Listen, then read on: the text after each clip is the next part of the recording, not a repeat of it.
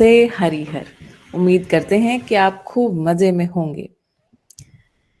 तो हमारे साथ राकेश आर्या जी हैं, नितिन भाई हैं, मितेश भाई हैं, संगीता दीदी हैं, अदिति जुड़ गए हैं और हमारे घर के लोग तो हैं ही। बढ़िया। चलिए, जीवन विद्या जन संवाद ग्रुप में डॉक्टर पद्म नहार जी सुबह सुबह बाबा जी के साथ हुई कोई भी बातचीत हो, कोई प्रसंग हो, है ना, उसका एक संवाद के रूप में एक आर्टिकल जैसा डालते हैं। उसमें से अधिकतम जो आर्टिकल है राकेश गुप्ता भैया जो हैं, जो उनके द्वारा बाबा जी के साथ जब बैठे हैं, संवाद हो रहे हैं, तो उनमें कई सारे आर्टिकल्स के वीडियोस भी उपलब्ध हैं एक्चुअली, है ना। तो आप उनके चैनल पर बाबा जी के साथ हुए संवादों को देख भी सकते हैं, है ना। नाम ध्यान रखिएगा, राकेश गुप्ता भैया, है ना। चलिए, तो थोड़ा सा पढ़ते हैं बाबा जी क्या कह रहे हैं आज के ब्लॉग में। आज की जो शेयरिंग है डॉक्टर पद्म नाहर जी के द्वारा, वैदिक विचार की विसंगति, अनुसंधान और विकल्प, ये हेडिंग है। वैदिक विचार, जो अभी तक परंपरा में वैदिक विचार आया है ना, हमने सभी ने बाबा जी की कहानी में देखा कि वे एक ऐसे परिवार थे जहां शंकराचार्यों की शिक्षा दीक्षा होती थी, जिन परिवारों से शंकराचार्य निकले और बाद में अनुसंधान करने के बाद वो ये अधिकार संपन्न हो गए कि वो समीक्षा कर पाए कि भाई पिछला जो विचार है उसमें क्या अपूर्णता है ना। तो ये एक दूसरी बात है। तो वो अधिकार संपन्न थे, इस आधार पर समीक्षा कर रहे हैं। देखिए क्या कह रहे हैं। वैदिक विचार की विसंगति, पहले तो कुछ क्वेश्चंस खड़े हो गए, है ना, तर्क संगत नहीं लगा उन्हें, इससे कह रहे हैं विसंगति। अनुसंधान, उसके बाद समझने के अर्थ में, जानने के अर्थ में जो प्रश्न बन गए उनके उत्तर पाने के अर्थ में अनुसंधान किया। और विकल्प, विकल्प के रूप में अपनी बात को प्रस्तुत किया कि भाई मुझे ये बात समझ में आई है, ये हमारा व्यवस्था का जीने का विकल्प है।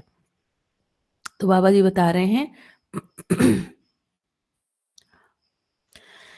हमारे घर गांव में केवल वेद, उपनिषद, दर्शन, शास्त्र के अलावा कोई ध्वनि मुझे सुनने को नहीं मिला। जिस गांव अग्रहार से बाबा जी आते हैं, वो ऐसे ही लोगों का गांव था जहां पर इसी प्रकार के जो शिक्षा दीक्षा का कार्यक्रम वहां होता रहता था। इसी ओवन में मैं भी पका। अब बाबा जी की जो भाषा है वो बहुत जबरदस्त भाषा है ना, और उतनी ही आसानी, मतलब कितनी बड़ी बात करते हैं और एक साथ ही वो एकदम सरलता से किसी बात को उपमा भी दे देते हैं। इसी ओवन में मैं भी पका, पलने में जो सुना तो यही सुना, यदि गर्भवास में सुना तो भी यही सुना। क्या सुना? तो वेद, उपनिषद, दर्शन, शास्त्र, इन्हीं की ध्वनियां मुझे सुनाई पड़ती रहीं। उसके बाद तो यही सुना है ना, मतलब बड़े होते समय भी यही सब सुनते रहे। वैदिक विचार से ज्यादा सत्य के पक्ष में झुलसा हुआ परंपरा और कोई नहीं है। देखिए, बड़ी कड़ाई से समीक्षा कर रहे हैं ना ऐसे व्यक्ति जिन्होंने इस पूरी अ, बात को सुना, पढ़ा, है ना, उसको जीने में लगाने, जीने में इम्प्लीमेंट करके देखा, वो व्यक्ति इस बात की समीक्षा कर रहे हैं। कह रहे हैं वैदिक विचार से ज्यादा सत्य के पक्ष में झुलसा हुआ परंपरा और कोई नहीं है। सत्य के पक्ष में झुलसते ही गए। झुलसने का भाषा मैंने ऐसे प्रयोग किया। क्यों ये शब्द कह रहे हैं? झुलसने का क्या अर्थ बाबा जी किस अर्थ में कह रहे हैं ये बता रहे हैं। हमारे अकेले परिवार में 1000 वर्ष से यह किंवदंती है। किंवदंती मतलब आपको जो मुंह के द्वारा सुनाई गई जो बातें होती है ना, कथानक, उनको किंवदंतियां कहते हैं। कितने 1000 वर्ष की परंपरा बता रहे हैं बाबा जी अपने परिवार की। हर पीढ़ी में एक दो सन्यासी होता ही रहा। सन्यासी के लिए वे लिखे हैं वैदिक ब्राह्मण हो, शिष्ट परिवार के हों, वेदांत संपन्न हो, उनको मोक्ष का अधिकार होना लिखा है ना। तो कह रहे हैं कि वैदिक परंपरा में क्या, कौन सन्यासी हो सकता है और किसको मोक्ष होगा, तो उसके बारे में क्या बात लिखा हुआ है कि वो व्यक्ति वैदिक ब्राह्मण हो, शिष्ट परिवार के हों, वेदांत संपन्न हो, उनको मोक्ष का अधिकार होना लिखा है। ऐसा मैंने भी सुना। ऐसे लिखे हुए के आधार पर हमारा परिवार स्वयं को एक श्रोतीय वैदिक परंपरा का मानता रहा। मेरे परिवार में बड़े भाई तक ऐसी ही स्वीकृति थी। 1000 वर्षों की जो परंपरा है ना इस परिवार की, उसमें बता रहे हैं मेरे बड़ी भाई तक ऐसी ही स्वीकृति थी। मेरी भी स्वीकृति इसी पक्ष में थी। ऐसी स्वीकृति मुझ में 30 वर्ष की आयु तक रहा। मैं इन बातों को मानता रहा।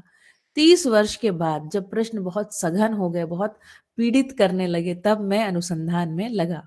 तो कह रहे हैं 30 वर्ष तक मैं ये माना रहा कि मैं ऐसा हूँ। उसके बाद मुझे लगा अनुसंधान में लगना पड़ेगा, तब जाके उत्तर मिलेंगे। ठीक है।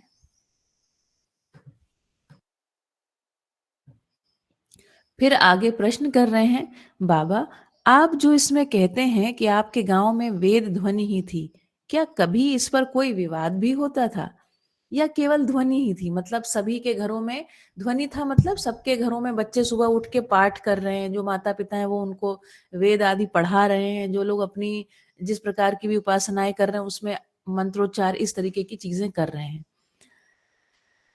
तो बाबा जी कह रहे हैं, प्रश्न देखिए क्या पूछा बाबा जी, जो आप इसमें कहते हैं कि आपके गांव में वेद ध्वनि ही थी, क्या कभी इस पर कोई विवाद है ना होता था या केवल ध्वनियां ही होती रहती थी? कहते हैं सब होता था। संवादों का तो भरमार था। हर दिन शाम के समय एक संवाद होता ही रहा। 30 घर का गांव, गांव में कुल कितने घर? 30 घर, वेद मूर्तियों के घर। कभी इस घर में तो कभी उस घर में संवाद होता ही रहा, है ना। मतलब जो वैदिक परंपरा में जो उपलब्ध साहित्य है उस पर एक चर्चा चलती रही, ऐसा हम समझ रहे हैं, ऐसा मैं समझ रही हूँ, है ना। 30 घर का गांव, कभी इस घर में तो कभी उस घर में संवाद होता ही रहा। उसके साथ संगीत, उसके साथ नृत्य, कोई चीज छूटा नहीं था वहां। आज तक सबसे ज्यादा जिसका मान्यता होता है, कोई चीज वहां छूटा नहीं था। उन सभी चीजों के मूल में वेदांत ही था, है ना। तो नृत्य वगैरह जो है वो आधारित किस पे थे? जो अभी वेदांत परंपरा पर ही आधारित। वेदांत की अंतिम भाषा है ब्रह्म सत्य जगत मिथ्या। वेदांत की अंतिम भाषा के रूप में जो एक सूत्र दिया वो क्या? तो ब्रह्म सत्य और जगत मिथ्या। जगत कहाँ से आया पूछने पर कहा ब्रह्म से आया, है ना। ये जो संसार की उत्पत्ति ये कहाँ से हुई? तो कह रहे हैं ब्रह्म से आया। सत्य से मिथ्या आ गया, है ना। बाबा जी इसमें अपना रिमार्क कर रहे, अपनी टिप्पणी कर रहे हैं। तो कह रहे हैं सत्य से मिथ्या आ गया, खत्म हो गई बात, है ना। मतलब वो जगह से मेरा बल फ्यूज, है ना। मैंने कहा ये बात ठीक नहीं है, इसको कैसे पचाया जाए?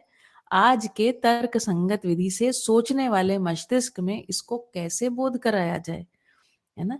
तो ये बात उनको पची नहीं। 30 वर्ष की आयु में तो उनकी बात बिल्कुल सटीक बन गई कि हमको अब समाधि करके हमको इसको देखना पड़ेगा। ज्ञान होता है तो ज्ञान होता क्या है। 1950 में जब भारत का संविधान तैयार हुआ, तब उसमें देखिए 1920 में बाबा जी का जन्म है, 1950 में भारत का संविधान बना, तो बाबा जी उस समय ठीक 30 वर्ष के ही थे। 1950 में जब भारत का संविधान तैयार हुआ, तब उसमें मुझे राष्ट्रीयता और राष्ट्रीय चरित्र का कोई स्वरूप निकलता नहीं दिखाई दिया। तब मैंने 1000 वेद मूर्तियों को एकत्रित किया। देखिए 30 वर्ष की आयु में, 30 वर्ष की आयु के आजकल के लड़कों की कल्पना कीजिए और एक 30 वर्ष में एक बाबा जी की कल्पना कीजिए, जबरदस्त है ना। तब मैंने 1000 वेद मूर्तियों को एकत्रित किया, मतलब सबको निमंत्रण देके, न्योता देके बुलाया। बाबा जी कह रहे हैं वेद मूर्तियों को एकत्रित करना मेढकों को एकत्रित करने के बराबर ही। मेढक को जब आप एक एक मेढक को लाए, तब तक दूसरा उछल के कहीं चला गया, इसको बुलाया तो वो कहीं चला गया। इस बात को यहाँ पर एक व्यंग कर रहे हैं कि सारे समझदार लोगों को एक मंच पे इकट्ठा करना मेंढकों को इकट्ठा करने के समान है। मैंने उनसे विनती किया कि भैया एक लाइन तो लिख कर दे दो राष्ट्रीयता को लेकर, वैज्ञ किस आधार पर? तो वैदिक ज्ञान के आधार पर। वे लोग एक लाइन लिखकर दे नहीं पाए। बाबा जी का अगला प्रश्न, एक तो ब्रह्म सत्य जगत मिथ्या वाला हो गया, दूसरा प्रश्न उन्होंने कहा कि जो राष्ट्रीय चरित्र के लिए, राष्ट्रीय चरित्र कैसा हो वैदिक परंपरा वैदिक ज्ञान के आधार पर, ये हमको लिख के बता दो। वो लोग कह रहे हैं वे लोग एक लाइन लिखकर नहीं दे पाए। फिर काहे के लिए 40-40 वर्ष वेद को पढ़ते रहे हैं, है ना। इस तरीके से उन्होंने उन लोगों को नकार दिया, है ना। कि भाई 40-40 वर्ष वेद पढ़ा और एक लाइन आप नहीं लिख पा रहे हो। किस प्रयोजन के लिए पढ़ रहे थे? केवल सम्मान पाने के लिए? सम्मान तो हर लफाड़ू प्राप्त कर लेता है ना? कह रहे हैं कि सम्मान तो प्राप्त करने की अन्य भी बहुत सारी विधियां हैं।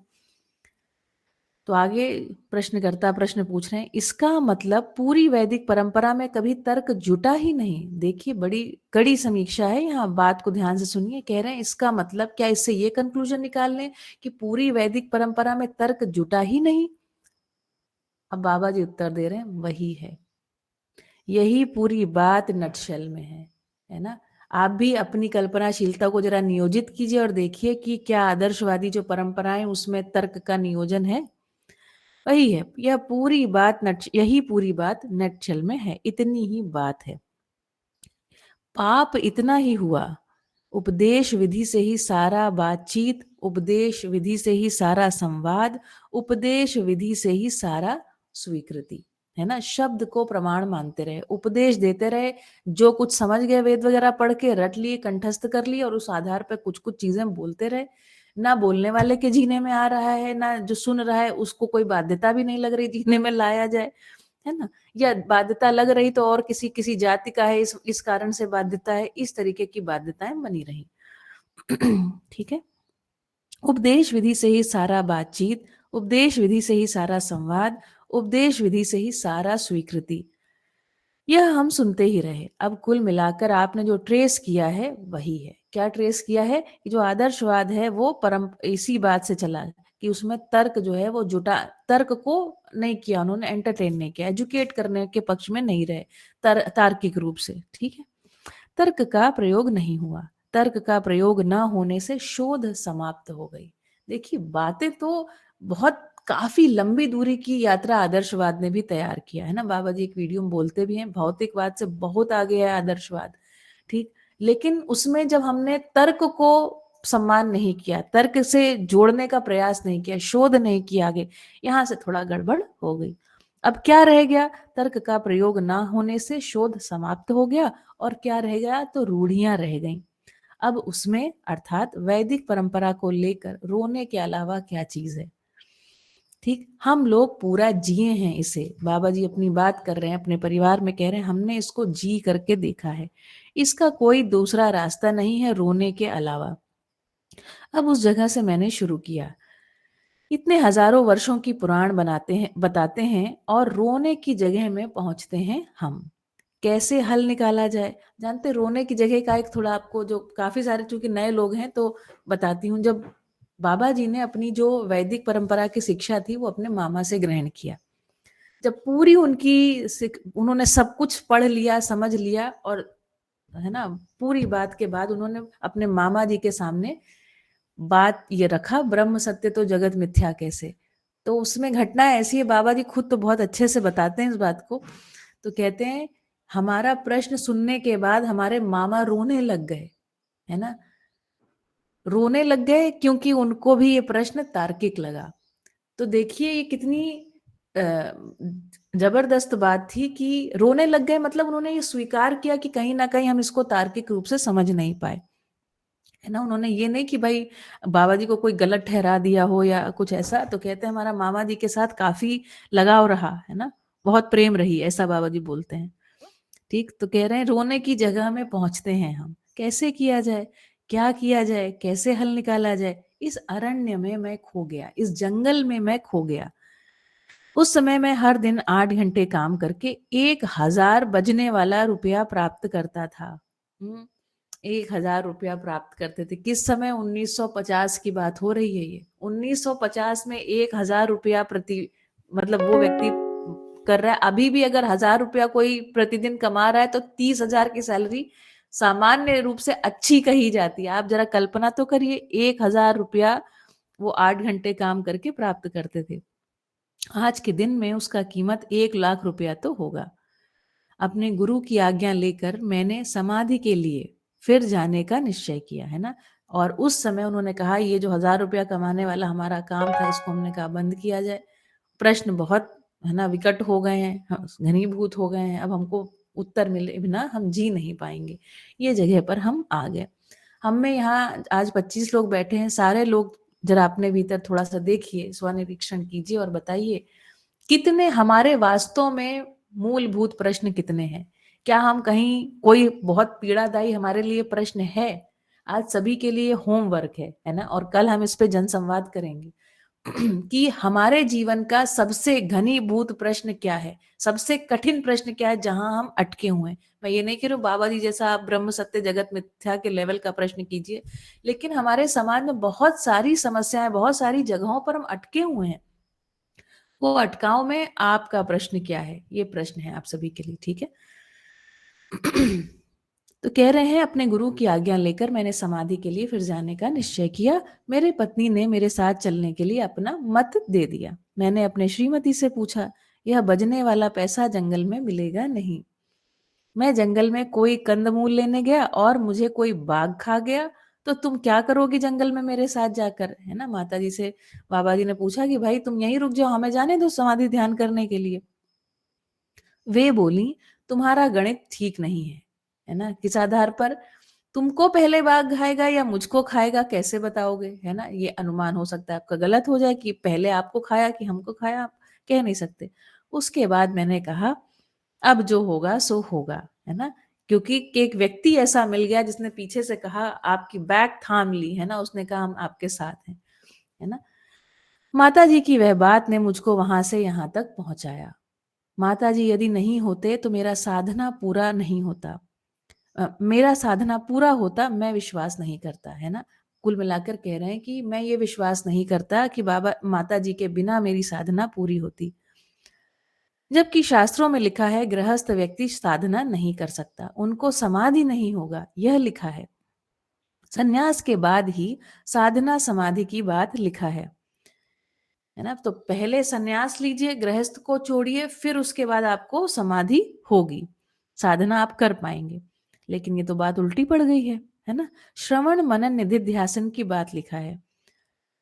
साधन चतुष्टय संपन्नता के बाद इसको मैं पढ़ा हूं। कितना प्राण संकट के साथ मैं निकला, कितना भयंकर ईंटा पत्थर कांटा के बीच में मैं गुजरा और उसमें से कैसे निकल गए। इस बीच में यंत्रणा मुझको हुआ नहीं। यंत्रणा मतलब परेशानी, यंत्रणा मतलब टॉर्चर।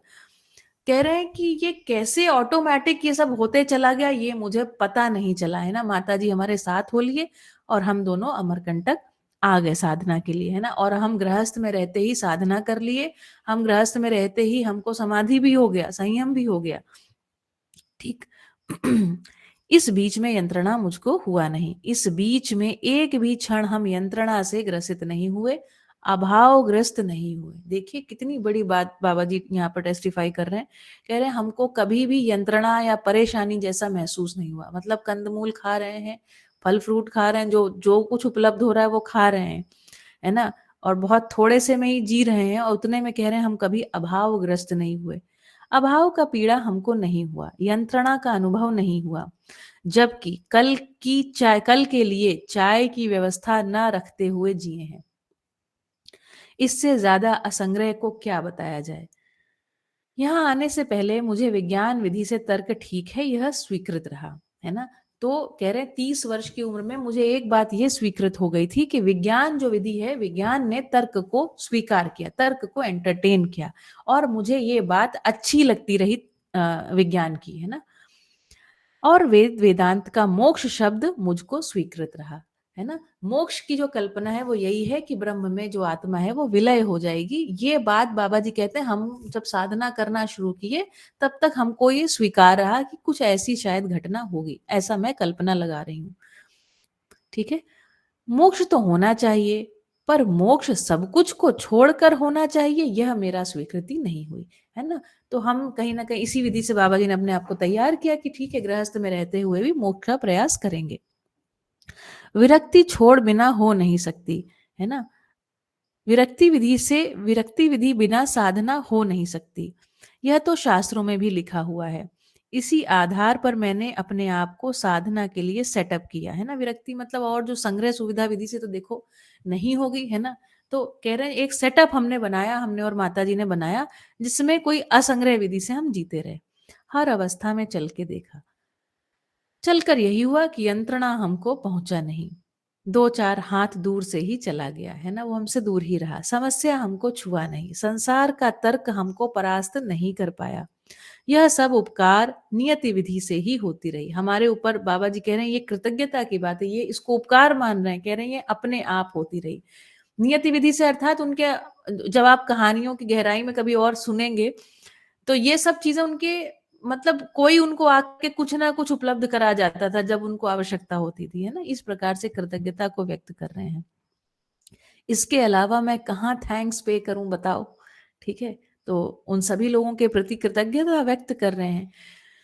इस ढंग से चल कर के जो अंत में निकला उसको मैंने मानव का पुण्य माना। अपनी साधना का फल मैंने नहीं माना। कल देखिए शाम की क्लास में ये बात मैंने ध्यान दिलाई। इसलिए निर्णय किया कि मानव को इसको पकड़ाया जाए, है ना? हमारी बाबा जी कह रहे हैं मेरी यात्रा में, मेरी इस जर्नी में कौन सहायक हुए? तो लोग सहायक हुए, पूरी मानव परंपरा सहायक हुई। तो अब इसका फल किसको पकड़ाया जाए? जो मिला है वो किसको पकड़ाया जाए? उन्हीं लोगों को जो हमारे लिए सहयोगी हुए। तो कौन सहयोगी हुआ? पूरी मानव परंपरा सहयोगी हुई। तो मानव को ही इस फल को पकड़ाया जाए। पकड़ाने में ही सारा चक्कर है, पापड़ बेल रहे हैं। क्यों पापड़ बेल रहे हैं? क्योंकि इस बात को समझाना, एक-एक व्यक्ति को समझाने का जो प्रयास है बाबा जी ने अपने समय काल में, मेरा ऐसा मानना है 1000-2000 लोगों को तो बात करी होगी, है ना? तो कह रहे हैं ये पकड़ाने के चक्कर में इतनी किताबें लिखना है, पकड़ाने के चक्कर में इतना जो भी हम बातचीत कर रहे हैं वो करना है, ये सब बेल रहे हैं।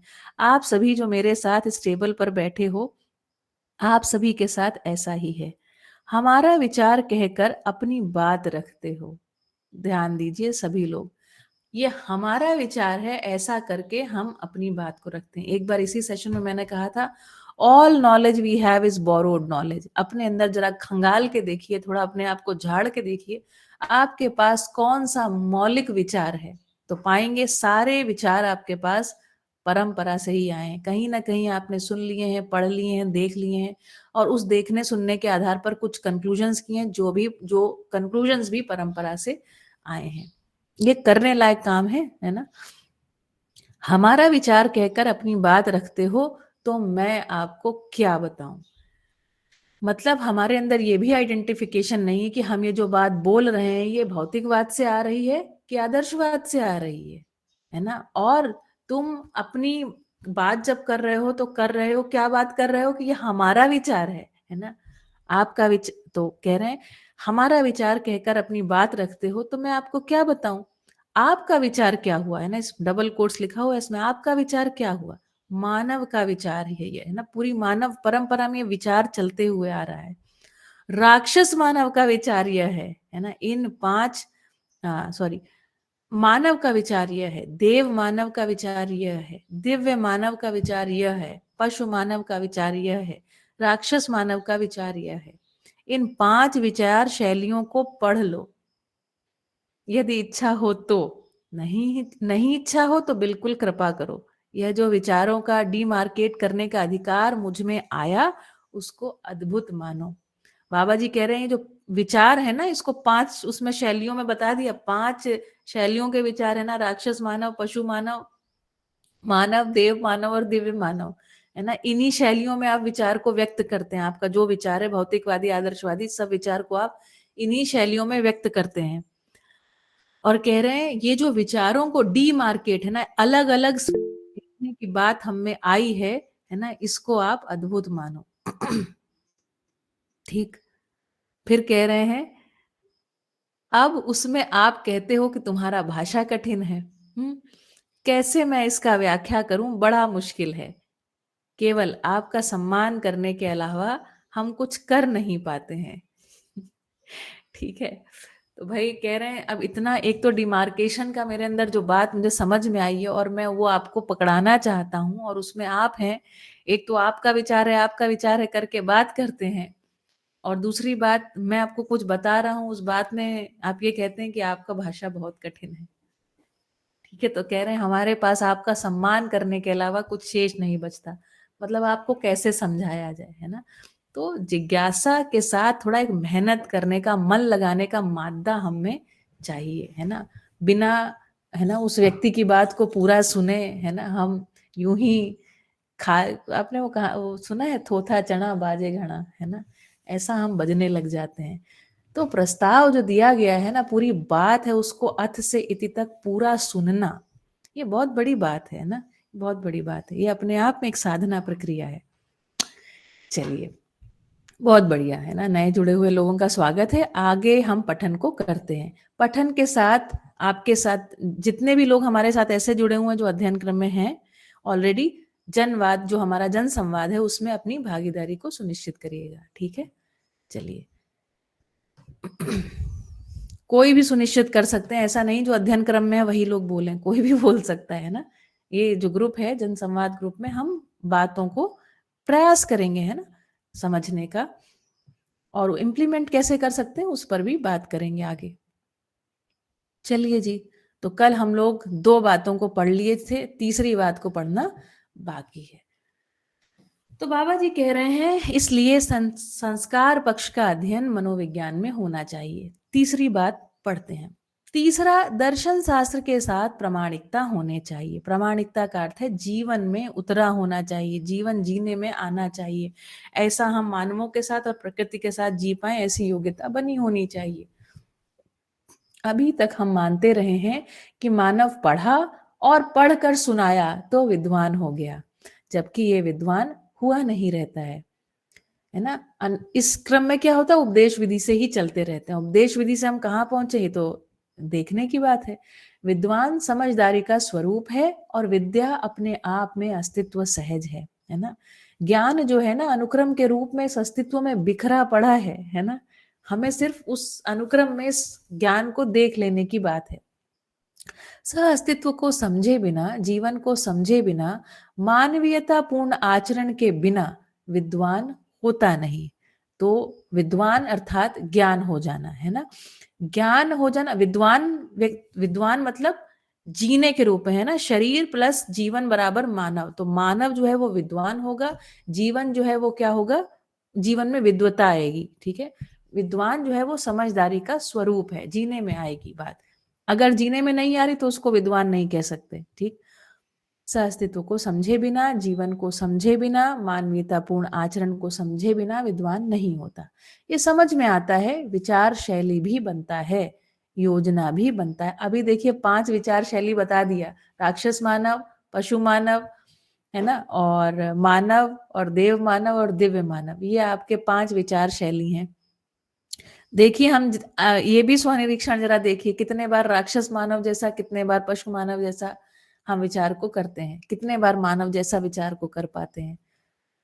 एक बार विचार शैली बन गया, है ना, ये दर्शनवाद शास्त्र से आपके लिए क्या करा रहे हैं, तो मानव के अनुरूप विचार शैली को आपके लिए तैयार कर रहे हैं, आप में तैयार कर रहे हैं। योजना भी बनता है उसके बाद। योजना मतलब फिर आगे के लिए आपकी एक अर्हता बन जाती है, उस प्रकार से जीने के लिए अर्हता बन जाती है, वो बन जाता है, और कार्य योजना भी बनता है, फलस्वरूप प्रमाणित होता है। योजना, कार्य योजना, जब इसका मतलब क्या, इसका मतलब व्यवस्था के रूप में आप प्रमाणित होते हैं। अगर हम समझे नहीं हैं तो विचार शैली कहाँ से पाएंगे, है ना? विचार समझे नहीं है, याद है आपको मैंने क्या समझाया, न्याय धर्म सत्य का हिस्सा तो आपका खाली है। अब ये जो मानव होने के लिए न्याय धर्म सत्य का हिस्सा भरना चाहिए, नहीं तो प्रिय हित लाभ वाली विचार शैली में 2 ही नाम, राक्षस मानव, पशु मानव, ठीक? तो फिर हमारा विचार शैली प्रीहित लाभ वाली जगह से ही ड्राइव होते रहता है, भय प्रलोभन आस्था से ही ड्राइव होता रहता है। बिना समझे जो विचार शैली बनी है उसमें से एक है सुविधा और संग्रह के लिए, है ना, और दूसरी विचार शैली है आदर्शवाद, त्याग, अपरिग्रह, विरक्ति और भक्ति, ठीक? तो सुविधा संग्रह, अधिक से अधिक सुविधाएं, है ना, ढेर सारा पैसा संग्रहित कर लें और समय आने पर इसको भोगेंगे, है ना, ये एक जो मानसिकता है वो जगह से। और ये क्यों है, तो यदि हम थोड़ा ऑब्जर्वेशन करते हैं तो बड़ी आसानी से पकड़ में आ जाता है, क्योंकि हमारे समाज में अभय नहीं है, हम भयभीत हैं। भयभीत होने के कारण ही हम सुविधा और संग्रह के पीछे भाग रहे हैं। यदि हम में भय ना हो तो क्या हम सुविधा संग्रह के पीछे भागेंगे? शायद नहीं भागेंगे, है ना? हम में बहुत प्रकार के भय ही बैठे हुए हैं। ठीक है, अच्छा कहाँ थे? यस, अच्छा, दूसरी जो विचार शैली है वो क्या है ना? आदर्शवादी विधि से क्या बनती है, तो दूसरी विचार शैली है आदर्शवाद, त्याग, है ना? सब कुछ छोड़ दो, संन्यास ले लो, परिग्रह, किसी भी वस्तु में ज़रा भी लिप्तता नहीं, है ना? सब कुछ छोड़ दो, आवश्यकता की वस्तुएँ भी छोड़ दो।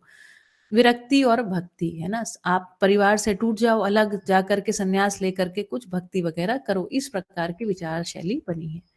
इसमें भी करोड़ों लोग अपने को लगाए और अपनी धैर्य, साहस, निष्ठा का परिचय दिए, है ना? इन दोनों से अखंड समाज का कोई रूप देखने को नहीं मिला। मानव हमेशा अथक परिश्रम करते आया है, किंतु मानव लक्ष्य व दिशा विहीन था, है ना? जागृति लक्ष्य है मानव का। जीवन लक्ष्य के रूप में क्या है? तो सुख, शांति, संतोष, आनंद। सुख का अर्थ है सर्वतोमुखी समाधान। सुख, शांति, संतोष, आनंद, ये जीवन के लक्ष्य हैं। मानव के रूप में लक्ष्य क्या है? तो समाधान, समृद्धि, अभय और सह अस्तित्व, ये 4 लक्ष्य हैं। मैंने जो प्रयास किया वह केवल हमारे प्रश्नों के लिए उत्तर के लिए था। हमें स्वर्ग मिलेगा, पैसा मिलेगा, संग्रह मिलेगा, ऐसा कोई लक्ष्य मेरा नहीं था। है ना? जब बाबा जी अपनी साधना को कर रहे हैं तो उस समय बता रहे हैं, हमने सिर्फ इतनी बात कही कि हमारे ये जो 2-4 प्रश्न बन गए हैं, इन प्रश्नों के उत्तर आएँगे बस। है ना? हमें इससे कोई, हम पुण्य इकट्ठा कर लेंगे, हम कहीं स्वर्ग में चले जाएँगे, है ना? उसके बाद इस नॉलेज को बेच के कोई पैसा वगैरह बना लेंगे, ऐसा हमारा कोई लक्ष्य नहीं था। एक ही बात थी, हमारे पास शंका है तो उसका उत्तर मिलेगा ही। एक ये अटूट एक विश्वास था बाबा जी को कि शंका है तो समाधान होगा, उत्तर हमको ज़रूर मिलेगा, है ना? ये दृढ़ निश्चय था। मैं योग और संयोग शब्दों का अर्थ बता दूँ। योग का अर्थ है मिलन। जैसे हम कहीं जा रहे हैं, रास्ते में कोई पत्थर, आदमी मिल गया तो योग कहेंगे। देखिए अभी योग संयोग का अर्थ बाबा जी यहाँ बता रहे हैं ना, किस अर्थ में बता रहे हैं वो आगे पता चलेगा। मैं योग और संयोग शब्दों का अर्थ बता दूँ। योग का अर्थ है मिलन। जैसे हम कहीं जा रहे हैं, रास्ते में कोई पत्थर मिल गया, आदमी मिल गया, कोई पेड़ मिल गया, इन बातों को योग कहा। संयोग का अर्थ है संपूर्णता के अर्थ में मिलन। पूर्ण का अर्थ है मानव का व्यवस्था में जीना। तो संयोग किसको कहेंगे? है ना? संपूर्णता के अर्थ में मिलन, है ना? मानव का व्यवस्था में जीना, इस तरीके से मानवों के जो क्लस्टर हैं ना, वो साथ में जी रहे हैं। तो पहली व्यवस्था क्या है? परिवार व्यवस्था। ठीक, खैर अभी तो हल्के में बात चल रही है। संयोग का अर्थ है संपूर्णता के अर्थ में मिलन। पूर्ण का अर्थ है मानव का व्यवस्था में जीना। पहली व्यवस्था परिवार व्यवस्था बताई।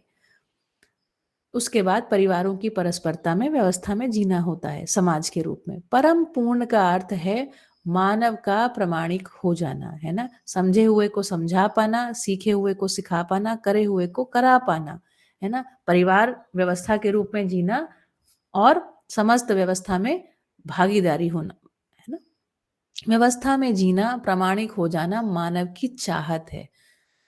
किंतु वह नहीं मिलने पर जो मजबूरी है, उस पर चलकर परंपरा के अनुसार ढल जाता है ना? जब वो नहीं मिलता तो क्या करे आदमी? बस सर्वाइवल के लिए कहीं न कहीं वो परंपरा में ढलता चला जाता है।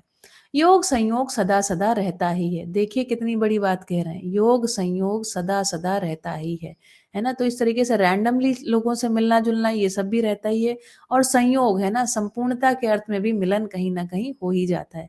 आज इस सभा में बैठे हुए 25 लोग संयोग के अर्थ में ही मिले हुए हैं, है ना? एक सुखद एक संयोग बन गया हमारे लिए। पूर्णता के लिए कई प्रयास हुए हैं, सफलता एक अलग बात है, ठीक है? तो कह रहे हैं प्रयास करने में मानव ने कोई कमी नहीं छोड़ी है। मानव ने पूर्णता के लिए बहुत कुर्बानी दी है। कुर्बानियों का परिणाम तो होता ही है। जब किसी चीज़ को तोड़ते हैं तब सफलता तो आखिरी हथौड़े में दिखती है।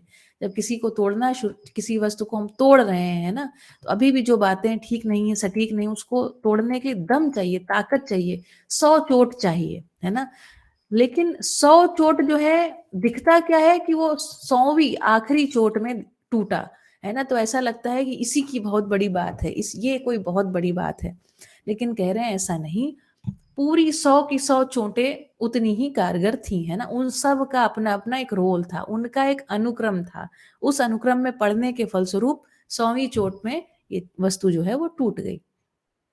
जब किसी चीज़ को तोड़ते हैं, तब सफलता तो आखिरी हथौड़े में दिखती है, किंतु उसके पहले लगे सभी हथौड़े नहीं पड़ते तो उस हथौड़े से सफलता नहीं मिलती। सभी चोटों का फल सफलता में समाई है। उन 100 चोटों का फल ही उस आखिरी हथौड़े की चोट में समाया हुआ है। सफलता मुझे मिली, इसमें पहले जो प्रयास हुए उनका भी योगदान है। इस प्रकार संपूर्ण मानव के योगदान के फलस्वरूप यह घटना घटित हुई, ऐसा मैं स्वीकारा हूँ। कितनी सुंदर बात है, कितनी खूबसूरती से बाबा जी ने कृतज्ञता को व्यक्त किया परंपरा के प्रति, है ना? इससे बड़ा लाभ हुआ कि अहमता मुझे नहीं हुआ, है ना? मुझे अहंकार, मुझे घमंड नहीं हुआ कि मैं ही इस बात को ले आया।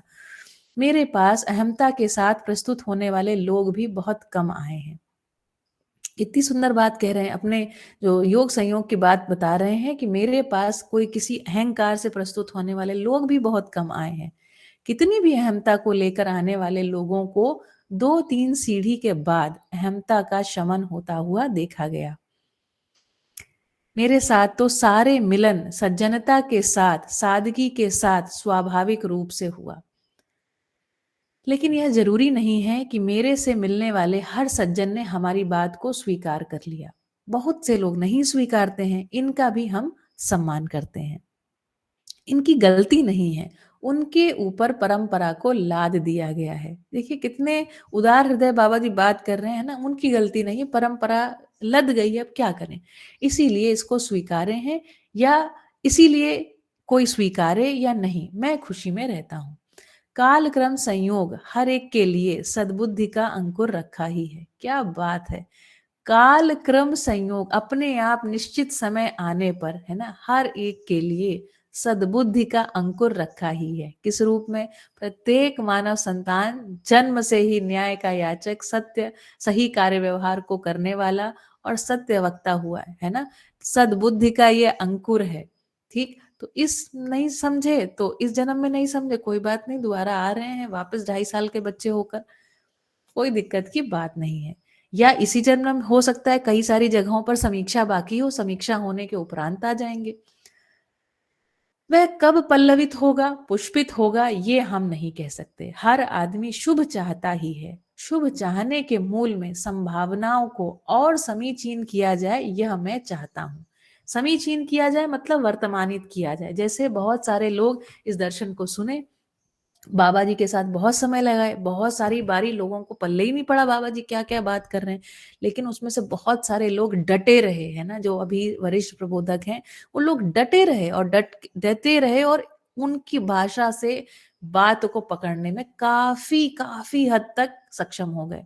उन्होंने उसके बाद अगली पीढ़ी को तैयार किया, हमारे जैसे लोगों को तैयार किया।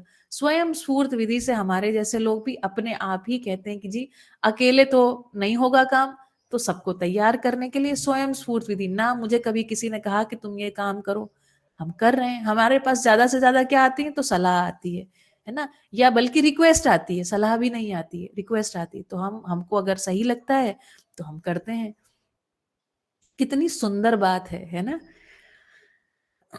इनकी गलती नहीं है, उनके ऊपर परंपरा को लाद दिया गया है। इसलिए कोई स्वीकारे या नहीं, मैं खुशी में रहता हूँ। काल क्रम संयोग हर एक के लिए सद्बुद्धि का अंकुर रखा ही है। इतना विश्वास है व्यवस्था में, है ना? काल क्रम का जो संयोग है, सद्बुद्धि का अंकुर रखा है। वह कब पल्लवित होगा, पुष्पित होगा, ये हम नहीं कह सकते।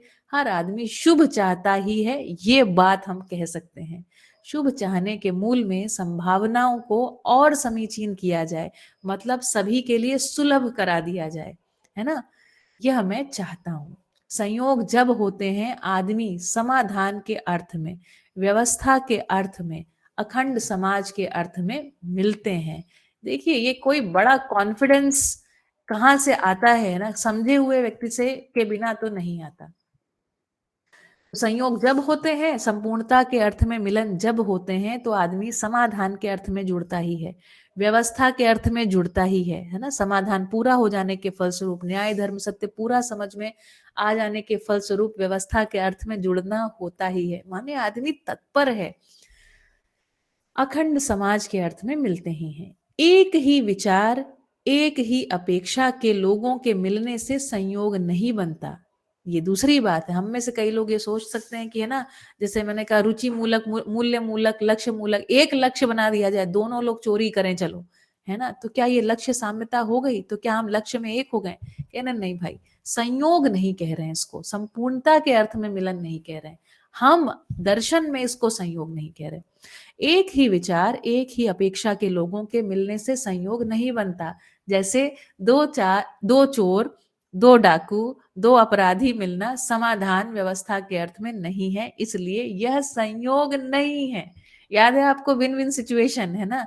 दो लोगों ने कहा चलो मिल जाते हैं साथ में, एक राजनेता है और एक बड़ा कोई इंडस्ट्रियलिस्ट है, उन्होंने कहा जी बढ़िया, आप हमारे हिसाब से नीतियां नियम बनाइए और हम आपको आपके चुनाव प्रचार प्रसार के लिए पैसा देंगे, पार्टी को माला माल कर देंगे, ठीक है?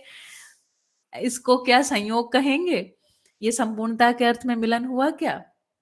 जांच लीजिए। जैसे दो चोर, दो डाकू, दो अपराधी मिलना समाधान अथवा व्यवस्था के अर्थ में नहीं है, इसलिए यह संयोग नहीं है। न्यायपूर्वक हमसे जीना बना तो हमारी प्रामाणिकता की स्थली बनी हमारा परिवार, है ना? मानव मानव का जो संबंध है वो कहाँ? परिवारों में।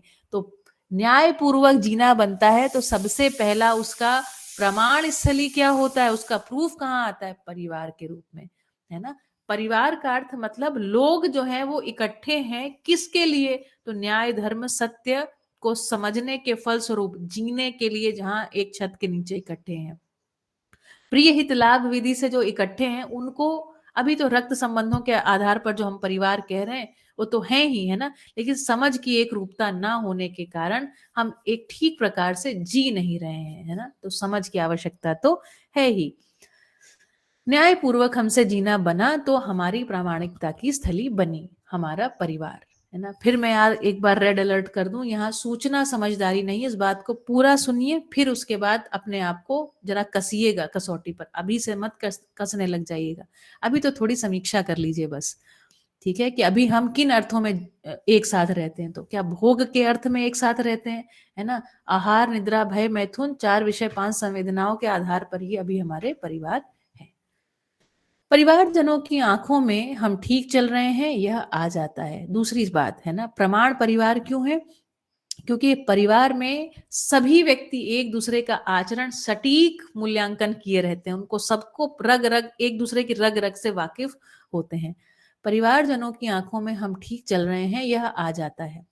परिवार में न्यायपूर्वक चलने के बाद जितने हमारे मित्र परिवार हैं उनके बीच सटीकता से हमारी पहचान देख पाता हूँ। तो एक तो ये बात देख पाए कि परिवार में जब हम न्याय को समझ गए, ऐसा हम जीने लगे, तो परिवार में सभी जो सदस्य हैं वो इस बात का मूल्यांकन कर पाते हैं, है ना? इस बात को देख पाते हैं, ठीक है? फिर क्या है, जितने हमारे मित्र परिवार है, मतलब हम हर एक परिवार जो है परिवारों की परस्परता में जीता ही है। हम किसी सोसाइटी में रहते ही हैं, है ना? किसी एक जगह पर रहते ही हैं, किसी कॉलोनी में रहते ही हैं, वहां परिवारों की परस्परताएं भी रहती हैं। तो जब परिवार में न्याय प्रमाणित हो गया तो ऐसा जो बढ़िया जीता हुआ परिवार है, दूसरे परिवार भी इसका मूल्यांकन कर पाते हैं, मतलब सटीकता से पहचान कर पाते हैं। उसके बाद न्यायपूर्वक जीना हमारे अधिकार में हो गया। जो आगंतुक आते हैं उन पर भी हमारी पहचान स्पष्ट करने में समर्थ हो पाता हूं। तो हमने एक तो अपने परिवार में प्रमाणित हो गया, परिवारों की परस्परता में पहचान हो गई, और इसके बाद जो समझने सीखने के अर्थ में बाबा जी कह रहे हैं, जो आगंतुक जो गेस्ट आते हैं उन पर भी हमारी पहचान स्पष्ट करने में समर्थ हो पाता हूं। हर मानव अपनी सार्थकता और सफलता को अपनी चाहत में बनाए ही रखता है।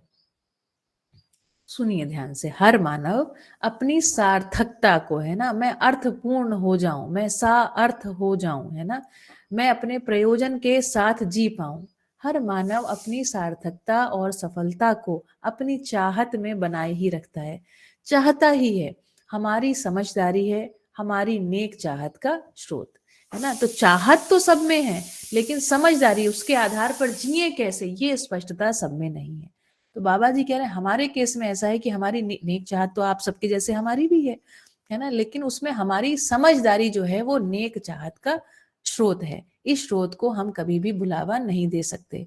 शुभ हर व्यक्ति को स्वीकार है, हर व्यक्ति की चाहत है, और शुभ घटित होने के लिए इंतजार हम सब कर ही रहे हैं।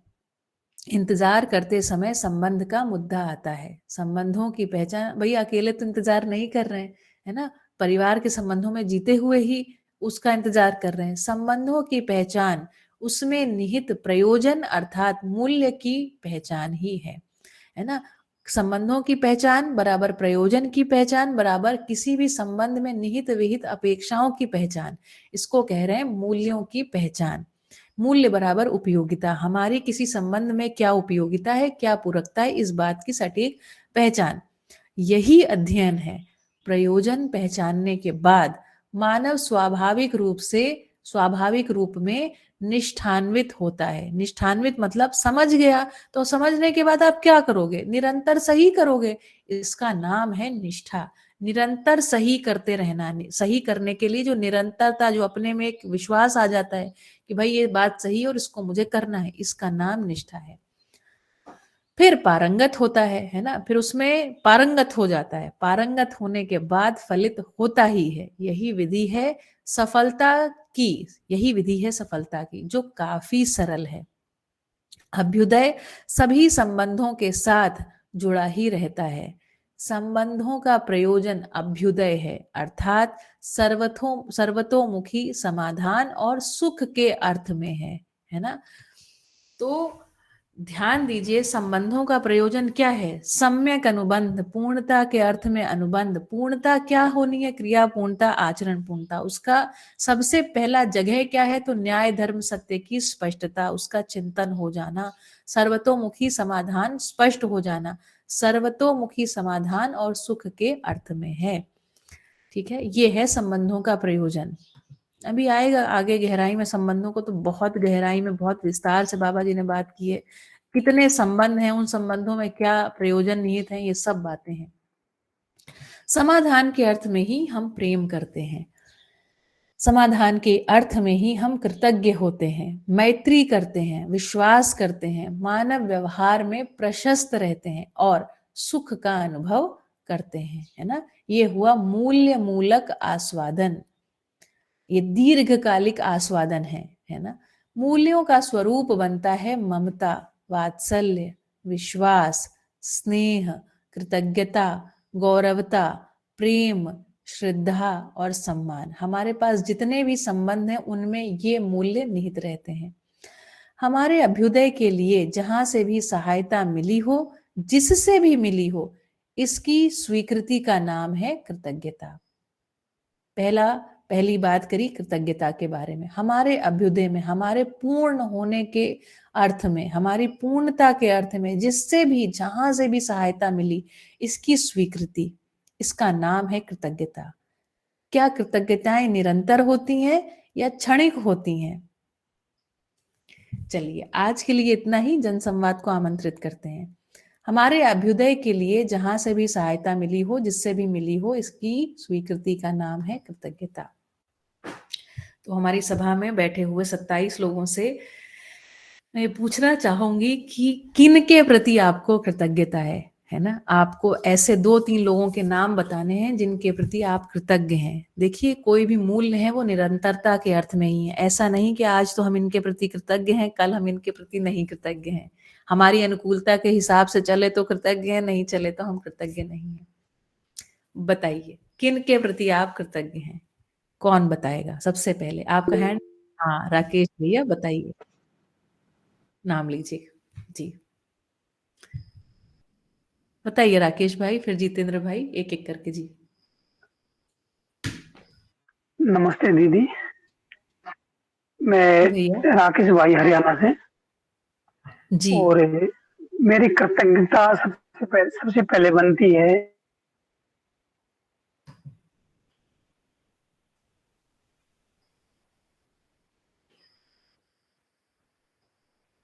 भैया आपकी आवाज नहीं आ रही है। और भैया बिल्कुल आपकी नहीं आ आवाज रही क्या? चली गई। हाँ नहीं आई, अभी बोल रहे हैं तब आ रही। आपने कहा मेरी कृतज्ञता सबसे पहले बनती है, उसके आगे बताइए जी। अपने माता पिता से, जी। जिनके कारण मेरे को कुछ जानने को बहुत मिला, हम्म। जानने को मिल ही रहा है। हम्म। उसके बाद बनती है धर्मपत्नी से, जिनके जी। कारण मैं सब कुछ कर पाया, क्योंकि मैं हम्म। एक आर्मी ऑन आर्मी ड्यूटी हो, और अभी ड्यूटी पर ही हूँ। अच्छा। और छुट्टी के दौरान भी मेरा सीमित समय में मेरे को कहीं भी आने जाने दिया। हम्म। तो धर्मपत्नी का ये मतलब इसमें सहयोग है बहुत ज्यादा। उसके बाद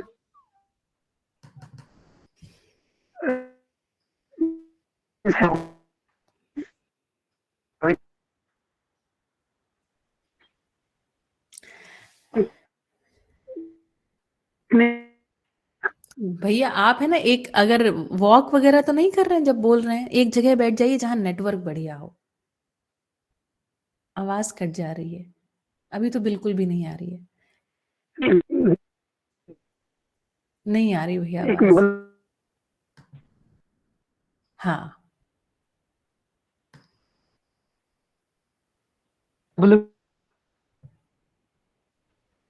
कृतज्ञता सबसे पहले प्रकृति और माता पिता जिनके द्वारा मुझे शरीर मिला, जीवन मिला, और फिर मेरे सभी गुरुजनों के प्रति, परिवार जनों के प्रति, और अभी तक के मेरी संपूर्णता के अर्थ में जिन जिन का भी मुझे परंपरा से या वर्तमान में भी जीवन विद्या से, बाबा जी से, आप सभी लोगों से जो भी मार्गदर्शन मिल रहा है, उन सभी के प्रति मेरी कृतज्ञता है। और हम सहअस्तित्व में ही हैं, तो सहअस्तित्व के प्रति, सबके प्रति मेरी कृतज्ञता है। धन्यवाद। धन्यवाद। और बताइए दूसरे, और किन्होंने हैंड रेज किया था? अपने आप को अनम्यूट करके बताएं। मैं नाम तो भूल गई किसने हैंड रेज किया था। और हाँ जी, रश्मि दीदी, हाँ। कल्पना देसाई जी, हाँ आपने अनम्यूट किया, आप बताइए उसके बाद रश्मि दीदी। हाँ जी, मैं कल्पना देसाई सूरत से बोल रही हूँ। जी। मेरी कृतज्ञता प्रकृति, माँ बाप और मेरे पति, मेरे फैमिली, और उसके बाद ये जो आप ऐसे जो वार्तालाप करते हैं जिससे हमें ज्ञान मिलता है, आपसे भी कृतज्ञता है। और बहुत दिल से बोलूं तो मेरे बच्चों से भी मुझे बहुत कृतज्ञता है, क्योंकि उन्होंने भी, बच्चे मेरे पास दो बेटे हैं और एक बहू है, तो उन लोगों ने भी मुझे बहुत कुछ सिखाया है। And I am really very grateful कि मैं इस स्थिति में हूँ कि बच्चों से भी कुछ सीख पाऊं। नहीं तो अपने अपने मन में ऐसा, जहन में ऐसा रहता है कि अभी तू क्या सिखाएगा, मैंने तो तेरे को जन्म दिया है, ऐसा होता है। लेकिन फिर भी उसके साथ भी मैं अपने अंदर गढ़ मथन करके फिर बच्चे जो बोलते हैं, बहू जो बोलती है, उसके ऊपर थोड़ा सा विचार करके उसका अमल करने की कोशिश करती हूँ। तो ये मुझे सच्ची में बहुत हेल्प करता है, और जीवन में सुख शांति की अनुभूति की शुरुआत हो गई है, ऐसा मैं जरूर बोल सकती हूँ। और ये जीवन विद्या का जो पहला शिविर था, वो मुझे ऐसे तो जबरदस्ती ही भेजा था मेरे बेटे ने, लेकिन मुझे सच्ची में उसके लिए बहुत कृतज्ञता है कि उसने जबरदस्ती मुझे भेजा, तो मुझे कुछ सुनने को, समझने की अवसर मिला। और मैं ये पॉइंट पे पहुंची हूँ कि सच्ची में ये सभी के लिए बहुत जरूरी है। फैमिली मेंबर्स बोलो, पड़ोसी बोलो, रिश्तेदार बोलो, सबको करना चाहिए, ऐसा मेरे जहन में आ रहा है। बहुत बढ़िया, बहुत बढ़िया। Thank you so much for sharing that. अच्छा, एक आपका ध्यान आकर्षण, जो कृतज्ञता है ये एक मानवीय मूल्य है ना? बहुत, ये थोड़ा परंपरा से शिफ्ट आएगा। मूल्य जो है वो मानव और मानव के बीच में है। तो क्या प्रकृति के प्रति कृतज्ञता हो सकती है? यदि नहीं हो सकती, यदि आप हाँ कहते हैं तो अच्छी बात है, यदि नहीं हो सकती है तो प्रकृति के साथ क्या हो सकता है? ये दूसरा प्रश्न है। ठीक, आप सोचिए, इसका उत्तर आज नहीं कल लेंगे, है ना? आज मैंने आपको 2 प्रश्न दिए हैं, ठीक है? इसके बाद हाथ उठाया था, मुझे लगता है रश्मि दीदी ने हाथ उठाया था। और आप जब कृतज्ञता बता रहे हैं तो ना निमिषा दीदी, अभी उत्तर नहीं देना है, आपका उत्तर एकदम सही है, ठीक है? 10 on 10। ओके।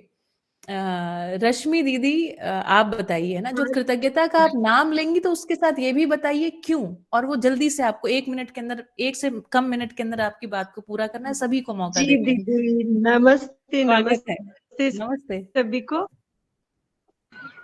मैं अपनी कृतज्ञता ना सबसे पहले अपने मम्मी पापा के लिए मुझे बहुत आती है, क्योंकि उन्होंने जन्म देने के अलावा मुझे जो संस्कार दिए, मतलब जो भी मेरी शरीर यात्रा थी उसमें मुझे आगे बढ़ाया, ये मुझे हमेशा लगता है। और अच्छी ही शिक्षा दी, जितना भी वो दे सकते थे। उनकी जो योग्यता थी उसके हिसाब से उन्होंने मुझे बहुत दिया, कभी मतलब किसी चीज की कमी का एहसास नहीं होने दिया। और शरीर दिया वो तो अपने आप में एक मिनिमम वाली बात है, पर उसके अलावा भी बहुत कुछ मुझे फील होता है कई बार जब मैं उस बारे में सोचती हूँ। और दोनों भाइयों के प्रति, दोनों भाइयों के प्रति भी है, उन्होंने मुझे स्टेबिलिटी दी। इस मतलब शरीर यात्रा में मुझे जहां जहां उनकी जरूरत लगी तो मुझे लगा हाँ मेरा परिवार है मेरे साथ, इसलिए क्या मैं बात जिंदा है, हूँ। तो मेरे क्या बात। जिंदा रहने में जो उनका सहयोग रहा, इसके लिए बहुत बहुत कृतज्ञता अपने मैके परिवार के लिए। ये मुझे हमेशा अपने मन में रहता है, और कई बार मैं सोचती हूँ उन्हें बोलूं, पर मैं बोल नहीं पाती हूँ। मतलब तो कृतज्ञता तो ज्ञापित आज करना आपका ये बहुत होमवर्क बड़ी है, बात है, और मुझे वो नहीं कर पाता, ये मैं रियलाइज मुझे करती लगता है हूँ। कि थोड़ा सा साहस चाहिए, है ना। हम जी जी संबंधों दीदी, में वही मतलब वही क्रिटिसिज्म तो मैं। बड़े मुक्त मुक्त कंठ से किसी का क्रिटिसिज्म करते हैं, है ना। हाँ और सिर्फ उसके सामने नहीं करते, पीठ पीछे तो खूब और भी अधिक करते हैं। ठीक है। बिल्कुल तो बिल्कुल, तो ये एक ये अभ्यास बात के रूप में बहुत लेने की मतलब बात है कि मुक्त कंठ से किसी सही के बात है। सामने उसकी प्रशंसा और विश्वास, मानिए जब हम ऐसा कर पाते हैं ना, वो व्यक्ति, हम एक तो गौरव के प्रति भर जाते हैं, कृतज्ञता से हम भरते हैं, वो गौरव से भर जाता है। और वो जो एक आस्वादन होता है ना मूल्यों का, वो जबरदस्त होता है। वो व्यक्ति को ये भी हौसला आता है। नहीं तो पता है जो करने वाला होता है उसको लग रहा है हम किए जा रहे हैं, इसको कुछ फर्क ही नहीं पड़ रहा है, ये हमें कभी हमें उपेक्षित ही रखता है शायद। और हम मन ही मन में उसको लिए रहते हैं, हम कभी नहीं बोलते मुंह पे कि भाई ठीक आपने जो बात है, किया ना, इससे आज मैं हूं यहाँ पर। आप देखिए आंखों में आंसू आ जाएंगे आप जब कभी किसी के साथ ऐसा करते हैं, है ना। उसके भी आपके भी, ठीक है। तो फ्लो होती हैं वो बातें, ठीक। बहुत बढ़िया, अच्छा रश्मि दीदी, अब मुझे लगता है हमारी माताजी ने हाथ उठाया है, या हमारी बहन है, मम्मी या हर्षिता, आपसे सुनते हैं। हाँ, किसने करूँ हाथ अपनी उठाया? बात? हाँ हाँ हाँ, मेरा अच्छा नेट जी, शायद वीक आपका हो आपका नेट वीक हो गया था गया तो मुझे था। लगा आप चले गए। हाँ जी, बात पूरी कीजिए। नहीं नहीं, वीक हो गया था तो मैं थोड़ा बाहर निकल के आई। और हाँ। अभी जब ये समझा कि जिंदा रहना ही जीना नहीं है, हम्म तो इस बात पे भी मेरा सबसे पहले ना, मुझे अनीता मम्मा जी ने इस राह पे लाके खड़ा किया। तो हम्म उनके प्रति बहुत बहुत कृतज्ञता हमेशा दिल में आती रहती है, मन में मतलब ये भाव भर भर के आते हैं कि सही में यदि वो मुझे नहीं मिलती तो शी इज माय मम्मी जिन्होंने मुझे जन्म दिया, और एक मम्मी जिन्होंने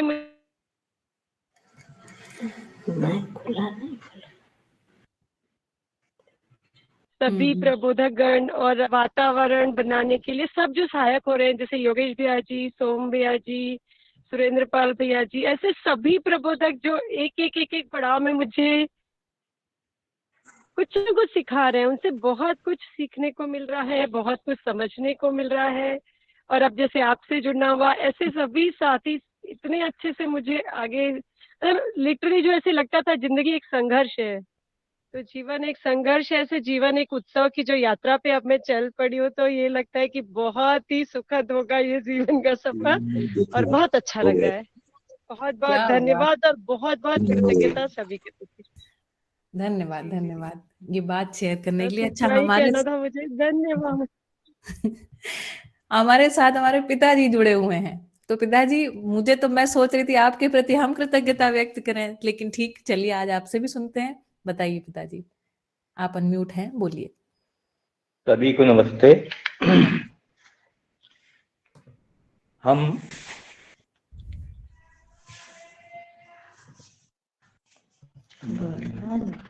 इस बात से कृतज्ञ हैं, मतलब जो है हमारे माता पिता, अपने माता पिता के प्रति कृतज्ञता इसलिए बनती है मेरी, क्योंकि उन्होंने जन्म दिया, जो संस्कार दिए।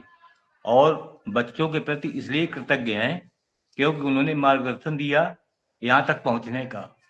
और बाबा जी के लिए इसलिए कृतज्ञ हैं क्योंकि जो समझ, जो उन्होंने अपने जीवन में योगदान दे करके, पूरे जीवन को समर्पित करके उन्होंने जो शोध किया, जो समझा और हम तक पहुंचाया, इसकी समझ अभी तक नहीं थी।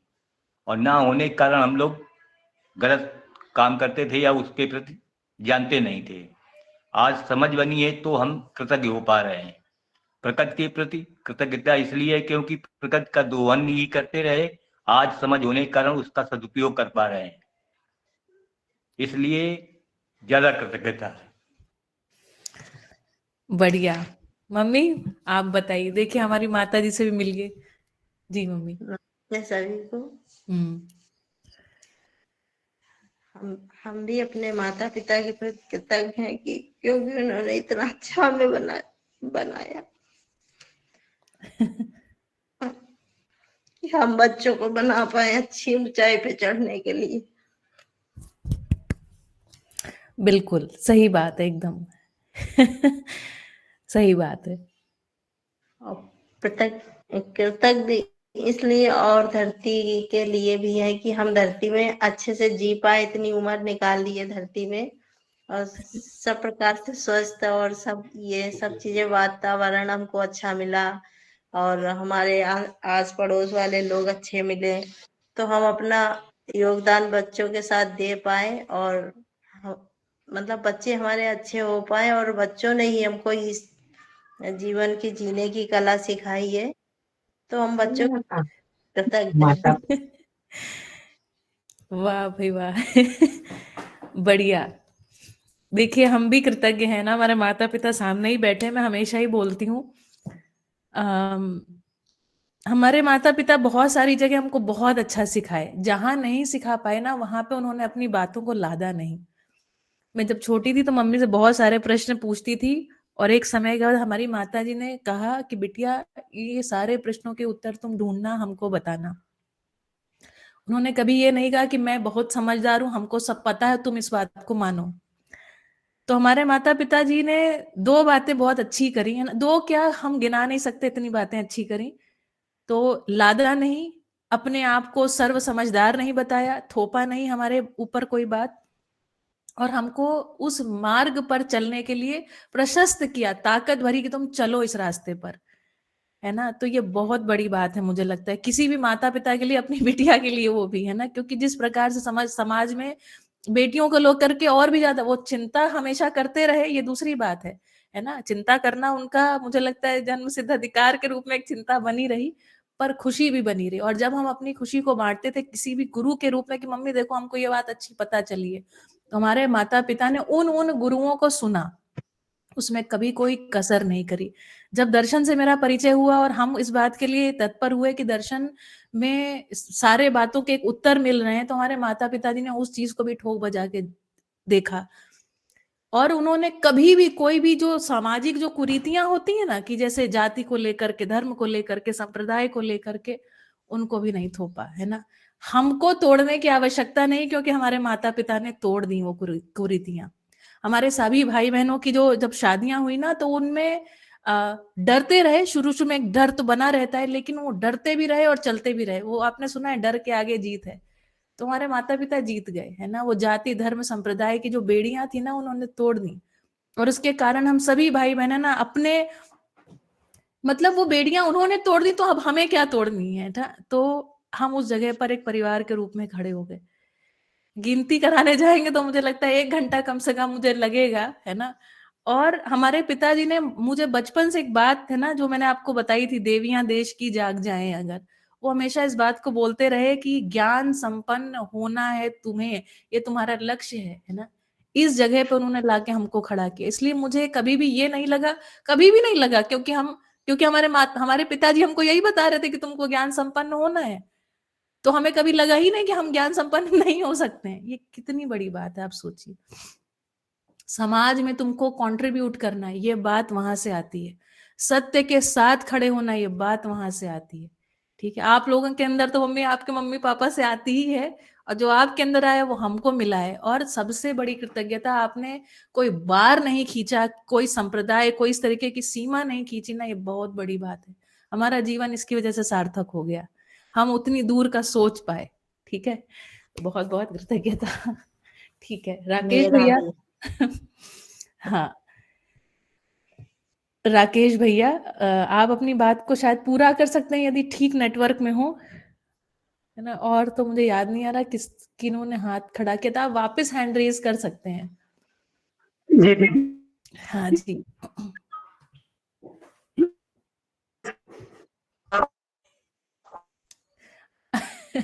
अभी भी नेटवर्क आपका थोड़ा सा कमजोर है।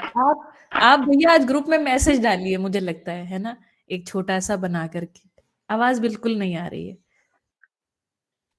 संगीता दीदी से सुन। हाँ हाँ हाँ, बोलिए। अभी अभी तो आई जगह आवाज, भी चेंज कर दिया था मैंने। दीदी अभी आई। अभी आवाज संगीता आई? दीदी सुन लेते हैं। हाँ, राकेश भैया कहना चाहते हैं। हाँ, बोलिए भैया। जी दीदी, मेरा नाम राकेश आर्य है, मैं हरियाणा से हूँ, ऑन ड्यूटी इंडियन आर्मी में हूँ और अभी ऑन ड्यूटी हूँ, दिल्ली में ड्यूटी मेरी। जी और सबसे ज्यादा कृतज्ञ हूँ मैं अपने माता पिता के द्वारा, जिनसे संस्कार मिले, जिनसे ज्ञान मिला। जी और उसके बाद जो भी मेरे गुरु रहे हैं विद्यार्थी जीवन में, उसमें बहुत से रहे हैं। और अपने साथियों के प्रति कृतज्ञ हूँ। उसके बाद कृतज्ञ हूँ मैं अपने अपनी धर्मपत्नी की, क्योंकि जिन्होंने मेरे को इतने सीमित समय में भी, क्योंकि साल में 2 महीना छुट्टी होता है, 10 महीने के अंदर जो हम ड्यूटी पे रहते हैं, उन 2 महीने के अंदर भी कहीं आने जाने का मौका मिला।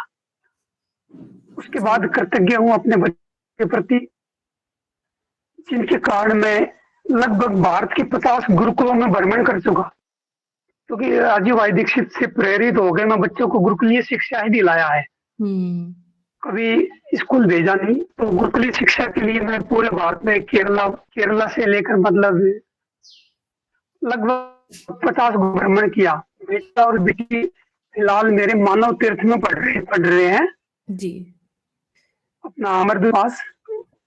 जी जी जी भैया। और कृतज्ञ हूँ मैं आप सबके प्रति, जिनसे मुझे बहुत कुछ जानने को मिलता है, और बाबा जी के प्रति, जिनसे बहुत कुछ जिन्होंने ज्ञान दिया। और सबसे ज्यादा कृतज्ञ हूँ प्रकृति के प्रति, जिन्होंने मेरे को इस प्रकार बनाया और मेरा स्वास्थ्य बरकरार रखा। जी धन्यवाद, इतना ही था। धन्यवाद भैया, बहुत बढ़िया। संगीता दीदी।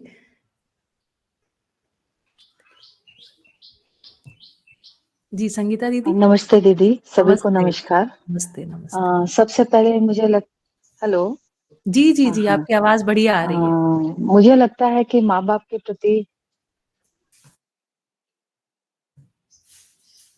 के प्रति बहुत बड़ी कृतज्ञता होती है मेरी। जी और उसके बाद मेरे दादा दादी, जिन्होंने मुझे बड़ा किया, मेरे शिक्षकगण, और जो विचार माँ बाप ने जो सिंचन किया, उसके लिए मुझे बहुत कृतज्ञता होती है कि आज मध्यस्थ दर्शन को समझने के लिए इच्छा होती है कि इसी के अंदर रहा जाए, कहीं दिशा मिल जाएगी, तो वो है। और ऐसे तो लगता है कि जीवन में कृतज्ञता हर व्यक्ति के लिए होती है, क्योंकि उसके बगैर जीवन आगे बढ़ ही नहीं सकता है। और मध्यस्थ दर्शन में जुड़ने का काम पड़ा तो सबसे पहले सोम भैया का मैंने शिविर किया था। तो सोम भैया, और सूरत में रहती हूँ इसलिए अजय भाई के साथ में बहुत संपर्क रहता है। कभी भी कुछ भी होता है तो उनको कॉल करके समझने की कोशिश करते हैं। और अभी सुनीता दीदी के साथ में हूँ, आपके साथ में जुड़ना हुआ तो बहुत क्लियर होता जा रहा है। तो मुझे लगता है जीवन में जो भी आते हैं, हम सिर्फ खून के संबंध से नहीं, एक मध्यस्थ दर्शन ने ये दिया कि मानव का संबंध, जब मानव का संबंध सामने आता है तो कृतज्ञता तो हर व्यक्ति के लिए, हर चीज के लिए हो जाती है। और जब बिल्कुल कृतज्ञता के रूप में जब हम देखते हैं तो हमारी दृष्टि बदल जाती है। सही बात है।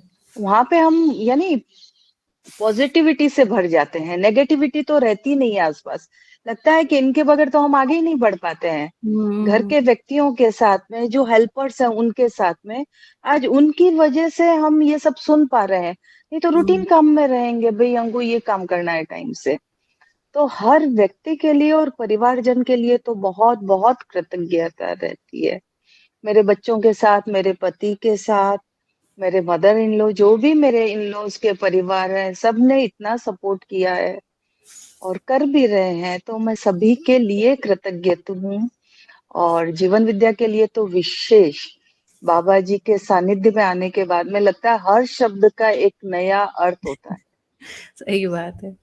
और उस अर्थ को समझना, यानी हमें जीना नहीं है, सिर्फ अर्थ को समझने में ही इतनी शांति और इतना वो बोलते हैं ना सुख मिलता है ना। और जब जीना शुरू कर दें तो मालूम नहीं क्या होगा, पूर्ण रूप से जीना शुरू करेंगे तो सही सभी के लिए बात है। कृतज्ञता। आपने ये अवसर दिया मेरे भावों को प्रकट करने के लिए, इसलिए कृतज्ञ हूँ। बहुत बढ़िया, थैंक यू धन्यवाद दीदी। दीदी। देखिए हमारी आंख में आंसू आ गए तो जनक हमारे लिए नीचे से ऊपर रुमाल लेके आ गए, है ना। ऐसे क्षण प्रतिक्षण है ना कृतज्ञ होने के लिए जगह बनती है। हमारे जो बौद्धिक पोषण करा है ना उन्होंने, श्रीमती सुनीता पाठक जी, उनके प्रति बहुत कृतज्ञता। एक एक बात को बड़े धैर्यता से, सहजता से उत्तर देते चले गए ना। बाबा जी ने पूरी मानव जाति के साथ करुणा पूर्वक प्रस्तुत हो गए। किन शब्दों में धन्यवाद किया जाए नहीं पता, है ना। ऐसी बात है। तो जबरदस्त है। मुझे लगता है आज के सेशन को यहाँ पर अंत करते हैं। नहीं तो कृतज्ञताएं बहुत बहुत सारी हैं, खत्म नहीं होंगी। लंबा एक व्यक्ति को घंटे घंटे चाहिए होगा कम से कम अपनी कृतज्ञताओं को व्यक्त करने के लिए। ठीक है, तो मिलते हैं आपसे कल सुबह ठीक 7:30 बजे। सभी को नमस्ते, हरिहर, आपका दिन शुभ हो।